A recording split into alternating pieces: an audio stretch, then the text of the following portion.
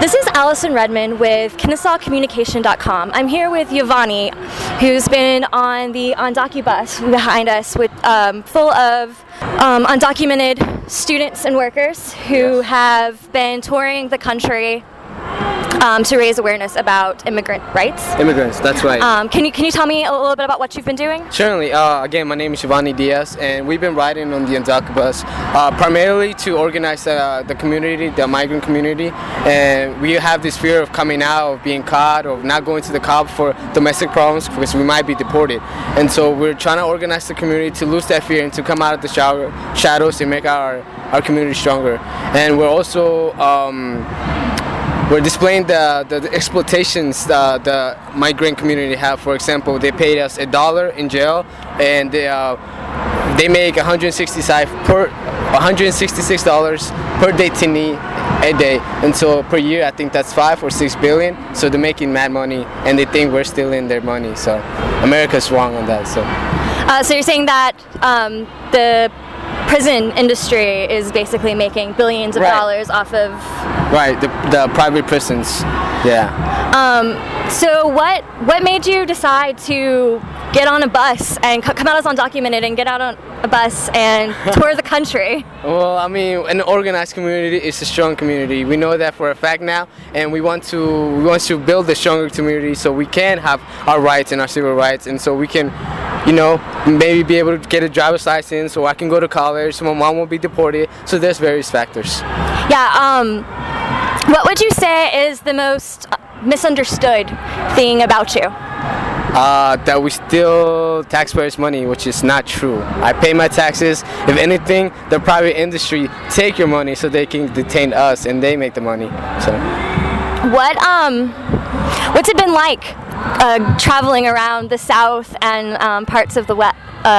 You began in Arizona? Yeah. Where did y'all begin? It started in Arizona, and now we're here at North Carolina, Charlotte. I think 13 cities, a few states, and it's been great personally because I see the community coming together and uniting. And we also saw in Alabama, we saw workers coming out of the shadows, and at first they were scared because there was cops. But once they saw they were just seeing the protests and they came out and shared the story, that was really meaningful to me.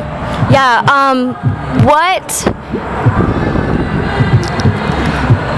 What is it that, like, what is the core root about, like, what is the demand? Like, what is it that y'all are wanting? We want papers. We want papers. Simple as that.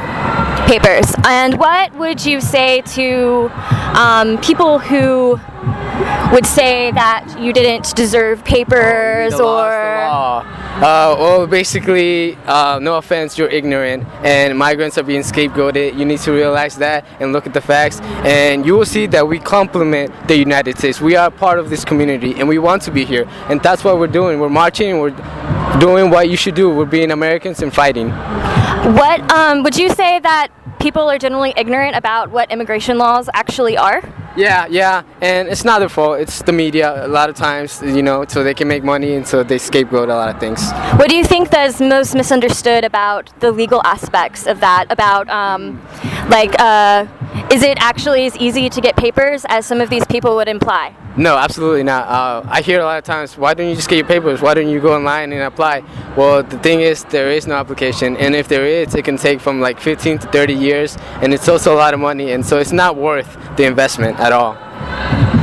And could you tell me about the wings that you have on? Yeah, a butterfly means they migrate, I think, from Mexico, I believe, to Canada every year. And so they're animals, just like us. We're animals here on Earth. We're together, and we have the right to migrate, to have a better living for our people and our kids. So. Awesome. Could we see the back of it, please? Sure. And that says, migration is a human right? Yes.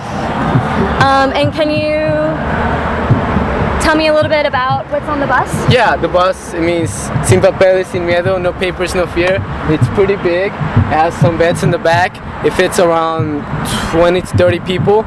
We usually carry like other vans to have our luggage on, and we have the riders here, and it's been fun. We sing, we dance. What has been the most powerful moment for you on this trip? I guess just getting to know each other in the community. I like them. Awesome. Thank you so much for your time. This is Allison Redmond with KennesawCommunication.com.